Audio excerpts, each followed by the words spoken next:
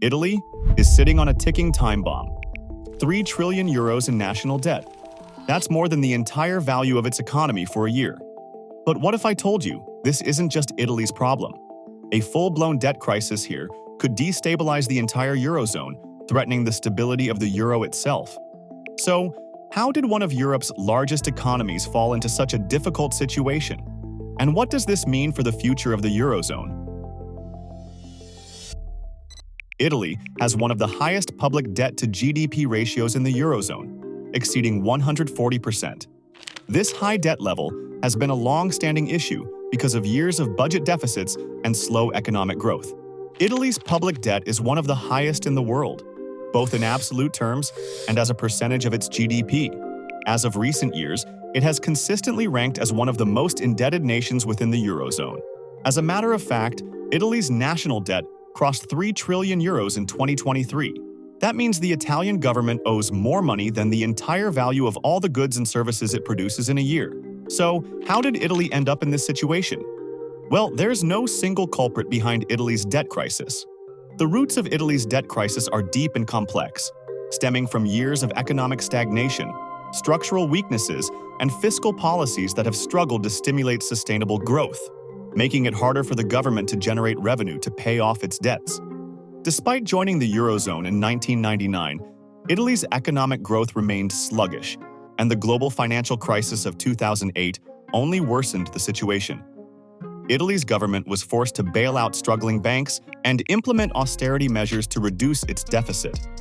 Fast forward to the present day, and Italy's public debt has reached staggering levels, exceeding even 150% of its GDP at one point, one of the highest ratios in the Eurozone.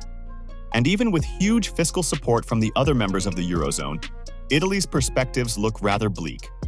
Adding to the challenges are Italy's demographic shifts. Italy has one of the oldest populations in Europe.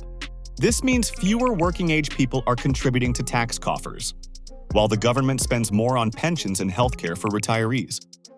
Also, over the years, the Italian government has spent heavily on social programs and public services.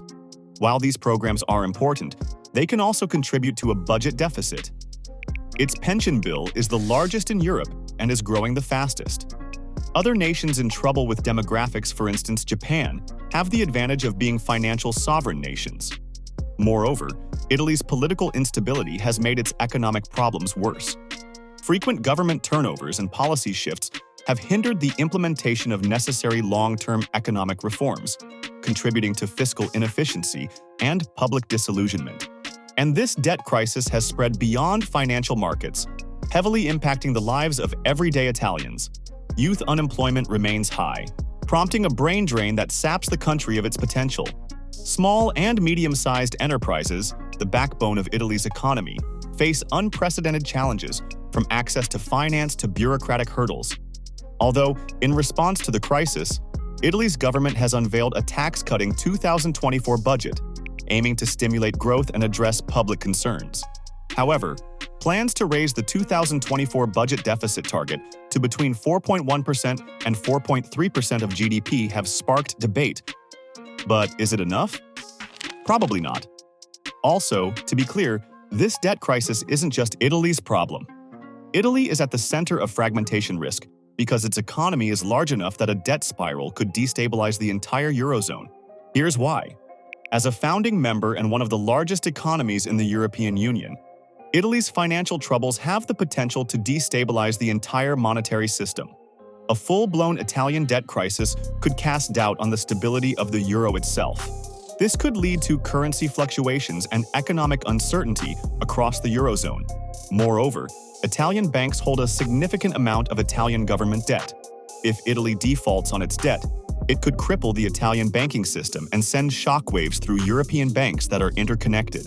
Also, the European Central Bank, which has played a crucial role in stabilizing the Eurozone during previous crises, would face a significant challenge in supporting Italy without compromising its own monetary policy objectives. This delicate balancing act has put the ECB under immense pressure as it tries to maintain price stability and support economic growth across the Eurozone.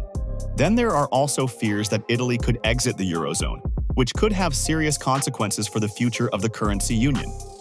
To put things into perspective, the Italian economy is approximately 10 times the size of Greece's, with a $3 trillion government bond market. If the 2010 Greek debt crisis shook global financial markets, how much more impact would an Italian debt crisis have today? So, the fate of the Eurozone is closely tied to the success or failure of Italy's efforts to address its debt crisis. Amid this crisis, a familiar face emerged as a potential savior: Mario Draghi, the former president of the European Central Bank. Draghi, often referred to as Super Mario, was credited with helping to stabilize the Eurozone during the sovereign debt crisis of the early 2000s. When Draghi took over as Prime Minister of Italy in 2021, he was tasked with the daunting challenge of navigating the country through the COVID-19 pandemic and addressing its long-standing economic woes. Leveraging his expertise and reputation, Draghi secured over 191 billion euros in pandemic recovery funds from the European Union, which he hoped to use to implement much-needed structural reforms and boost Italy's economic growth.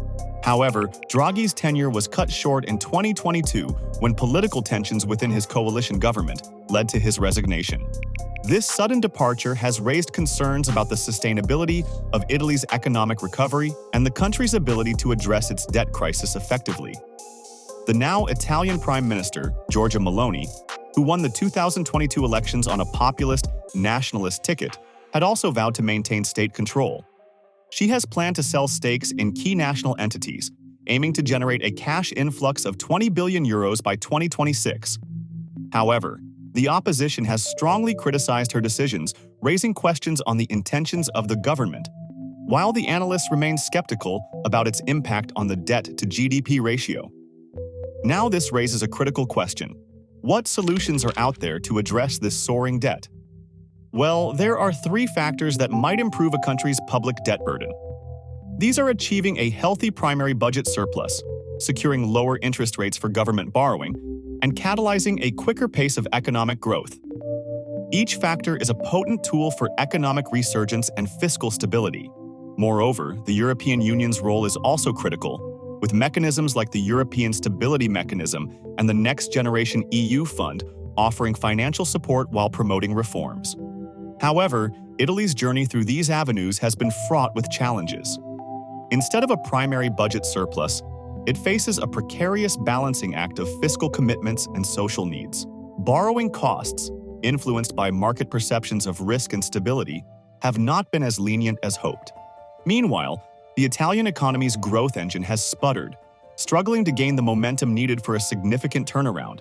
Hence, Italy will need to implement structural reforms and fiscal discipline to address the root causes of its economic challenges.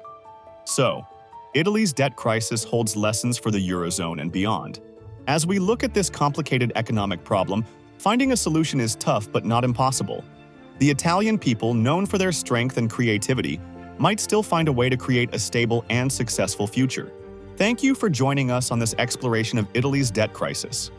For more insights and updates, don't forget to subscribe and share your thoughts in the comments below.